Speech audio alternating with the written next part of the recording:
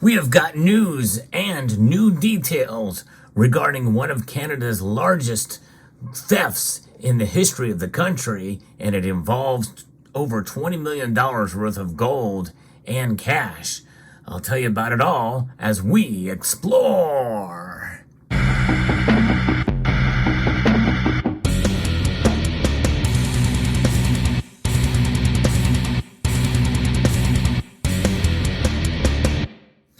Imagine in just a matter of minutes that someplace that is supposedly very secure, you find all of your gold and cash missing, literally in less than an hour. Well, that's exactly what happened. I reported on this when the story first broke. Well, now we're getting some new details about a $20 million Toronto Airport gold heist. And it has been revealed based off of a lawsuit that has been brought forth against Air Canada from Brinks. I'm going to be reporting to you first from the nationalpost.com. But if you enjoy videos like this where I cover stories with regards to precious metals, I hope you will consider subscribing to the channel and following along for daily videos, and maybe pressing the thumbs up button as well. And if you hit that little notification bell down below, you will be apprised of the latest videos that make their way across your device. The shock Toronto Airport heist of $20 million in gold bars weighing about 400.19 kilograms, that's a lot of gold right there, along with $2 million in cash, was as easy as walking into Air Canada's cargo facility, showing a false waybill, and leaving with this enormous haul, according to a lawsuit filed in court. So there's a clue as to how this thing happened, was pulled off through a false waybill. Deception, just as easy as that. Pretty remarkable. It was gone 42 minutes after it was unloaded from a plane arriving from Switzerland and transferred to a supposedly secure warehouse on the periphery of Toronto's Pearson Airport, according to a statement of the claim. Now you think about it, it makes you wonder, is this an inside job?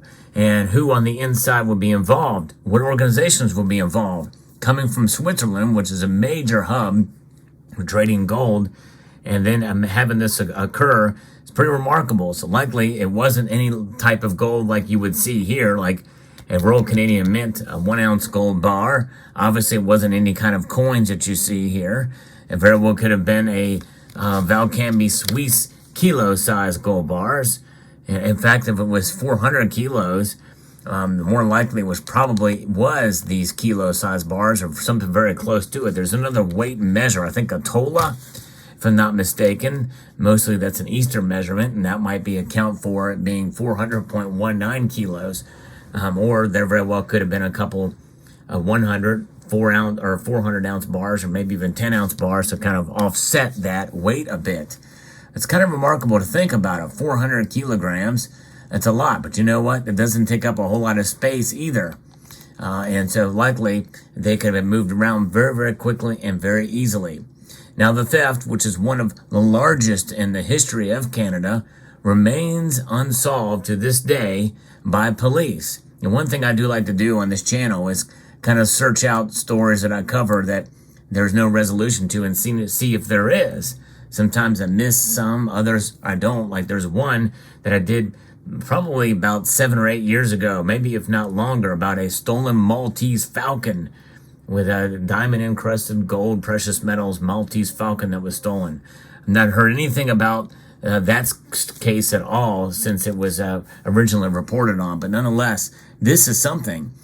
Brinks was the secure transport company. Most of us know who Brinks is. They're an armored vehicle division and provide security for moving valuables such as precious metals and cash. But they are now suing Air Canada over the lost loads.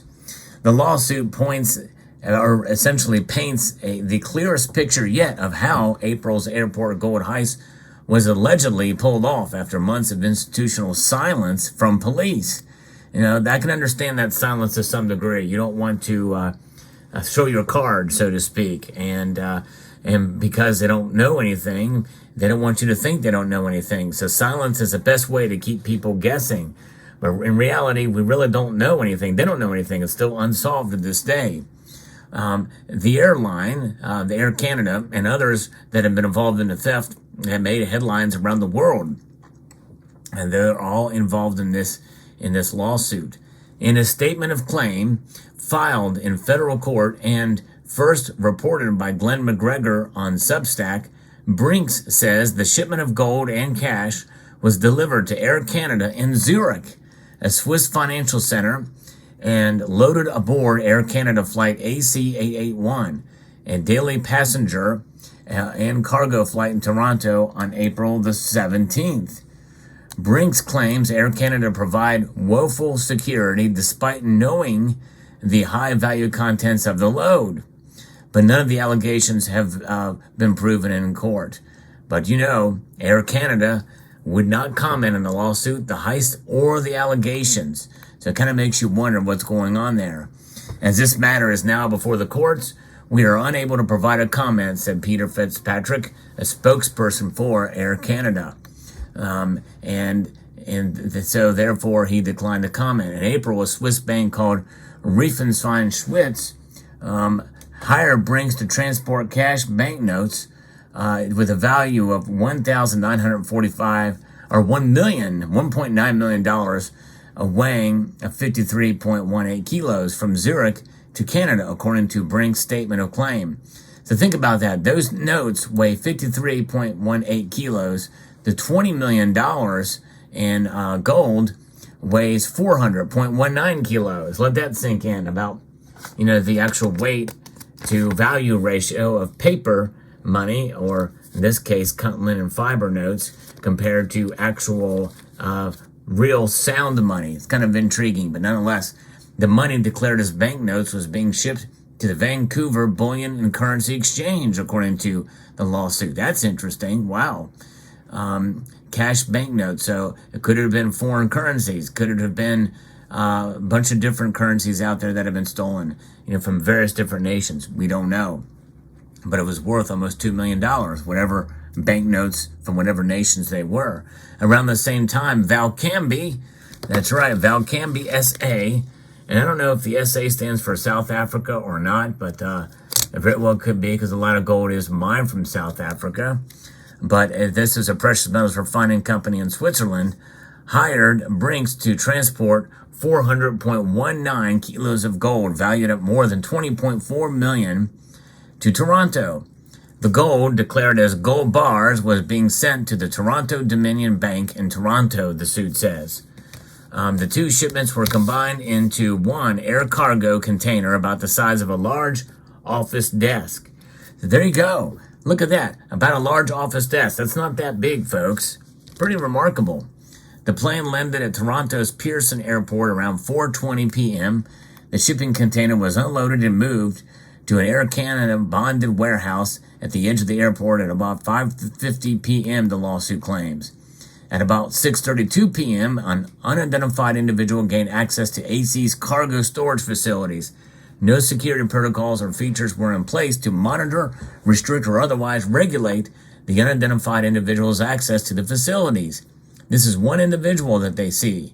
Once inside, the unidentified individual presented to AC personnel the copy of the airway bill respecting an unrelated shipment. Upon receipt of the fraudulent way bill, AC personnel released the shipments to the unidentified individual, following which the unidentified individual absconded with the cargo, the lawsuit claims. AC accepted the fraudulent way bill from the unidentified individual without verifying its authenticity in any way. A sleight of hand, very easily done. Had AC made the necessary and appropriate, that's Air Canada, inquiries to the circumstance, the unidentified individual's ability to steal the cargo entrusted to its care would have been entirely avoided, according to the Brinks claim. Well, I wouldn't necessarily go that far, because more than likely they had a contingency up their sleeve for something else that could have turned into a more violent situation. But you never know, or another form of deception that could have been. I would like to think that something this organized and this well planned out wouldn't have I wouldn't think that they would do this without some sort of contingency or some other factor. Brinks sent the nature of the cargo contents, their declared values, and flight information to Air Canada by email when booking the cargo shipment on or about April 14th. The emails were confirmed by Air Canada on the same day, according to the lawsuit. The gold and cash had separate airway bills marked Brinks secured air freight special supervision is required valuable cargo, according to the lawsuit. And they didn't see that. Brinks says it engaged the airline's AC Secure program to ship the container. AC Secure advertises itself as providing special handling for high-value cargo, with security as the highest priority.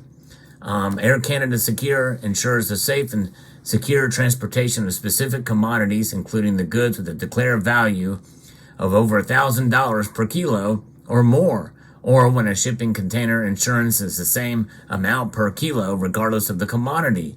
Commodities using AC Secure often include gold, silver, gems, money, watches, jewelry, stocks, and bonds. So this is not something that's new to them. They've dealt with this stuff before. And obviously that kind of secure costs are much more than regular air shipments.